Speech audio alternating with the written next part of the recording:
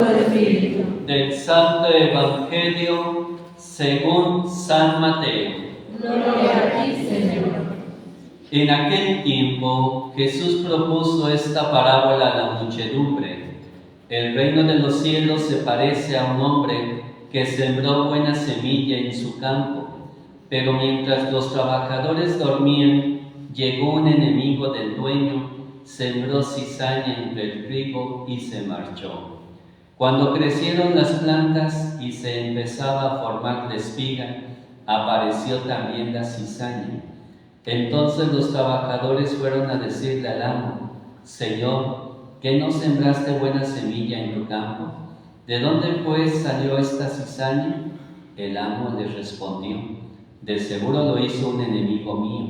Ellos le dijeron: ¿quieres que vayamos a arrancarla? Pero él les contestó: no sea que al arrancar la cizaña, arranquen también el trigo. Dejen que crezcan juntos hasta el tiempo de la cosecha, y cuando llegue la cosecha, diré a los segadores: arranquen primero la cizaña y átenla en gavillas para quemarla, y luego almacenen el trigo en mi granero. Palabra del Señor. Gloria a ti, Señor Jesús. Tomen asiento un momento.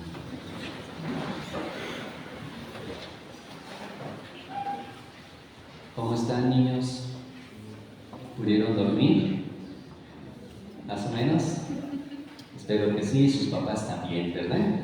Bueno, quisiera compartir con ustedes 3 reflexiones, 2 a la luz de la palabra de Dios que acabamos de escuchar, y hablar un poquito de lo que es esta celebración de la primera comunión.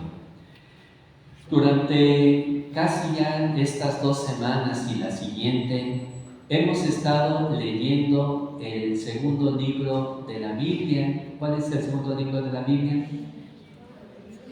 El Éxodo, que significa salida, donde nos refiere la salida del pueblo de Israel de Egipto hacia la tierra prometida.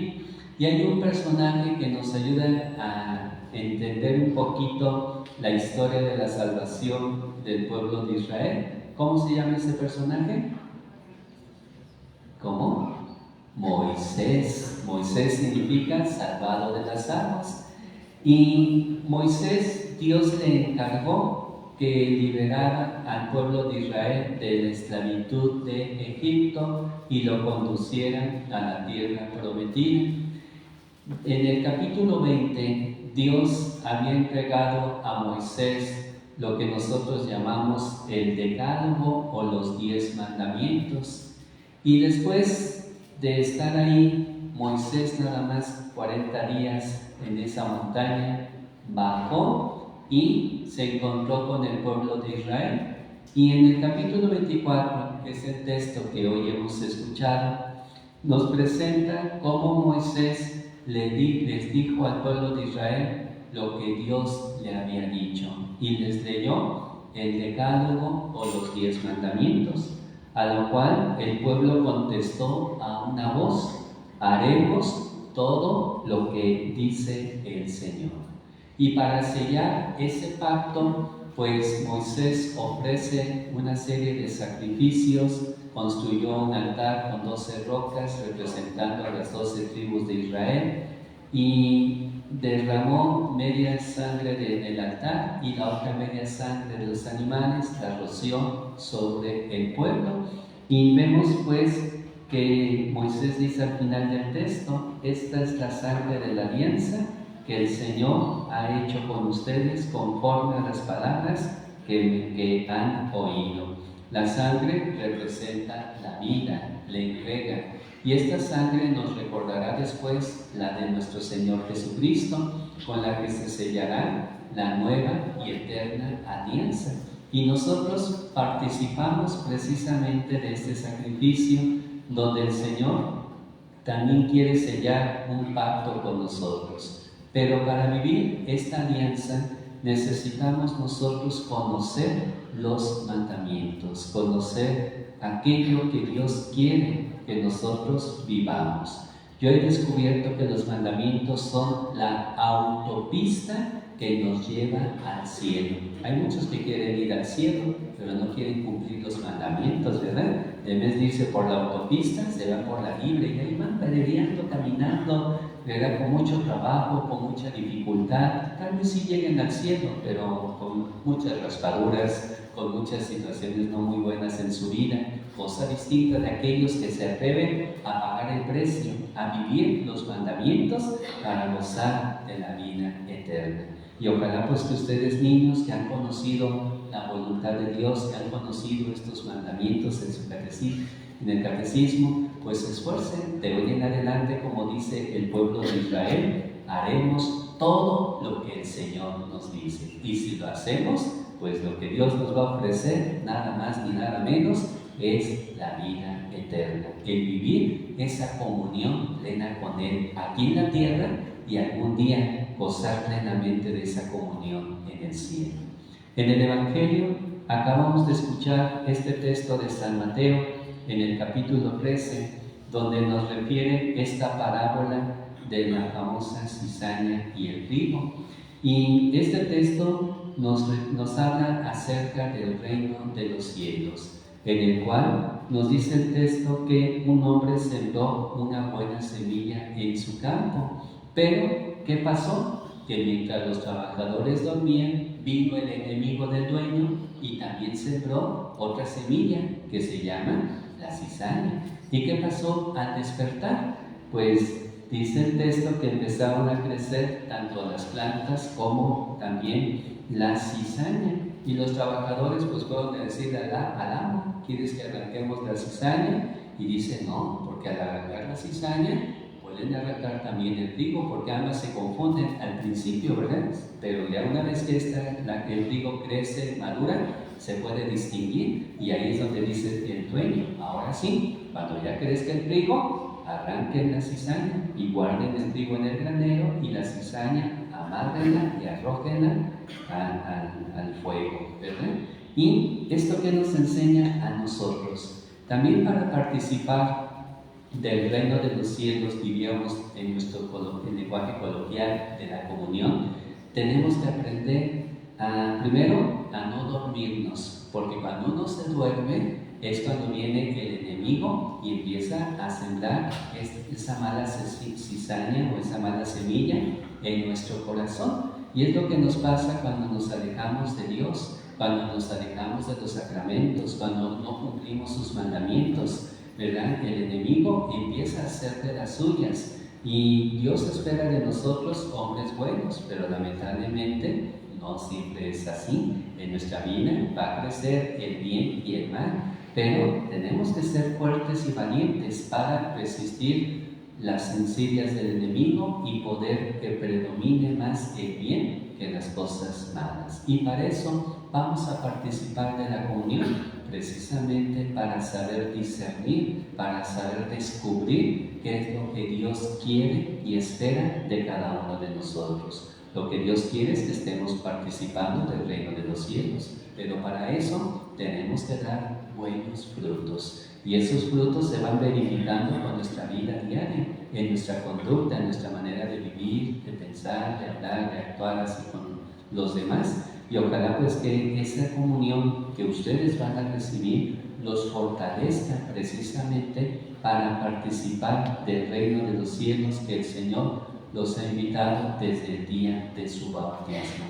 Y ustedes, para llegar a este momento de la primera comunión, tuvieron que entrar en un proceso, ¿verdad? En un proceso formativo que llamamos catequesis parroquial, a través del cual ustedes tuvieron la oportunidad de conocer un poquito a Jesús. Yo sé que ya lo conocen, porque esa semilla buena se ha sembrado en su corazón, pero tienen que cuidarse porque hay enemigos que buscan quitar esa buena semillita, ¿verdad? Y para que ustedes pues fortalezcan su fe, su comunión con Cristo, tienen que poner algunos medios. El primer medio que hemos de cultivar en nuestra vida es la oración. Qué importante es que ustedes vivan en esa comunión con Dios a través de la oración. Esa oración que hemos de hacer todos los días, no hay de vez en cuando les dé la gana, ¿verdad? o cuando les nazca, sino todos los días. ¿Y qué hay que pedir en esa oración? Lo que tú quieras, pero sobre todo pídele la perseverancia, pídele la fidelidad, pídele que Jesús siempre esté en tu corazón. También otro medio para fortalecer nuestra comunión con Cristo es la palabra de Dios. Hace unos días ustedes recibieron la Biblia en sus manos, que espero la estén leyendo, y si no, retomen ahorita en vacaciones, ¿verdad? Dicen que nadie ama lo que no conoce. Para amar a Dios necesitamos conocerlo, para amar a Cristo necesitamos conocerlo. ¿Y cómo se conoce a Dios, a Cristo? A través de la palabra de Dios. Y ojalá que ustedes vayan cultivando en su corazón esa buena semilla en su vida, para que sepan descubrir lo que Dios quiere de ustedes en su vida personal, familiar y en un futuro laboral. También otro medio para fortalecer la comunión con Cristo es la Eucaristía. A la Eucaristía le llamamos el sacramento de nuestra fe. Hay muchas personas que con el tiempo van perdiendo la fe. ¿Será porque han dejado de comulgar? ¿Será porque han dejado de venir a misa? ¿Será porque se han dormido y han dejado que el enemigo siembre la cizaña en su corazón? ¿Quién sabe, verdad? Pero es importante, pues, que no perdamos nuestra comunión. Muchos de nosotros nos preparamos muy bien para la primera comunión. ¿Cuánto dura? 3 años la preparación. Pero no hay que preocuparse por la primera, preocúpense por la última que van a recibir al final de la vida, porque esa última comunión es la que les va a abrir el pase hacia el reino de los cielos, ¿verdad? Y es importante que nosotros aprendamos a vivir en comunión con Cristo aquí en la tierra y gozar algún día de su comunión plena en el cielo. Y por eso es importante la celebración de la primera comunión, porque es el inicio de la amistad de aquel que nos ha invitado a participar de su banquete, de su reino, al cual hemos sido invitados. Otro medio para fortalecer la comunión con Cristo es la comunidad. Qué importante es que vivamos nuestra fe, nuestra relación con Jesús en comunidad, no de manera aislada. Hay quienes quieren caminar solos por la vida y así no funcionan las matemáticas, ¿verdad? Al menos la lógica de Dios no es así. Para vivir esa comunión con Dios necesitamos vivirla en comunidad. Por eso la asamblea, la iglesia se reúne en comunidad para pedirle a Dios que fortalezca en nosotros esa fe, esa esperanza, esa caridad y vivir en esa comunión plenamente con Dios, pero juntos como hermanos, como dice la canción. Y quinto medio para fortalecer y vivir nuestra comunión con Cristo es la devoción a la Virgen María y a los santos. Ellos también participaron de la comunión que ustedes van a recibir. Ellos también limpiaron su corazoncito para vivir esa íntima relación con Dios. Y qué importante es que nosotros aprendamos a ser amigos de la Virgen María y de los santos, para que ellos con su testimonio, con su ejemplo, nos ayuden a perseverar en esa comunión con Cristo. Hoy en la iglesia estamos celebrando a 2 santos. ¿Quiénes son? San Joaquín y Santa Ana. ¿Quiénes fueron estos santos?